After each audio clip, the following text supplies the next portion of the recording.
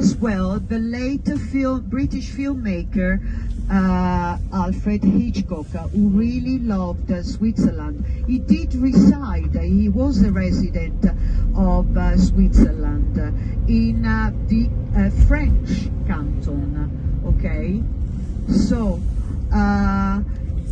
when Mr. Badrout started to build in all these luxury hotels, the Badrout Hotel, the Kulm Hotel, the Winter Games started, and there is now a tradition since the very, since the late 1900s, the 19th century, of horse races, horse polo on the ice, on the frozen lake. There is also a festival that takes place in February with,